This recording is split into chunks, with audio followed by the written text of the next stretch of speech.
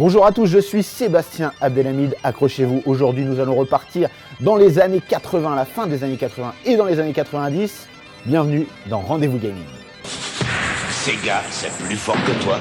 Aujourd'hui nous allons parler de la Mega Drive et plus particulièrement de la Mega Drive Mini. La Mega Drive c'est la console de Sega sortie en 1988 au Japon et celle qui a eu le plus de succès.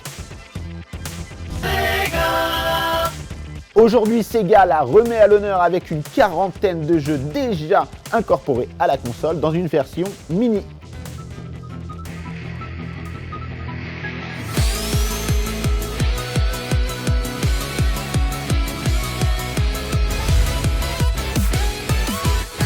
Contrairement à certains constructeurs qui auraient un peu bâclé leur mini, Sega a mis du cœur à l'ouvrage puisqu'ils ont géré tout de A à Z, notamment la partie émulation. La partie émulation, mais également la partie catalogue de jeux. Et c'est bien ça qui nous intéresse. Que vous ayez connu ces jeux dans les années 90 ou que vous les découvriez maintenant, vous allez kiffer.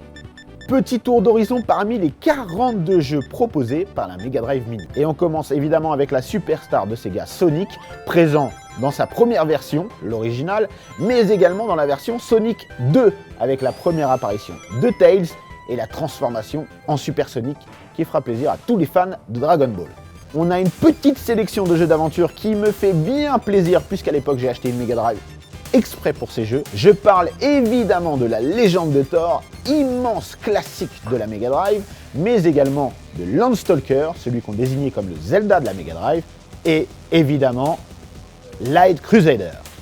Les classiques sont bien sûr au rendez-vous avec l'immanquable Street of Rage, mais aussi École Dauphin, le seul jeu auquel j'avais envie de jouer, mais j'ai jamais rien compris. Une Mega Drive, mini ou pas, ne peut pas se passer de son blockbuster de lancement, Altered Beast.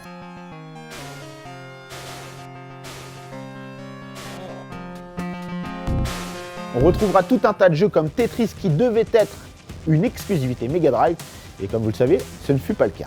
Et si vous aimez la moto et accessoirement frapper des gens à moto, ne le faites pas dans la vie, faites-le dans Road Rage 3. On repart avec des classiques comme Shinobi 3 ou Dynamite Eddie, et également un grand classique de l'arcade, Golden Axe.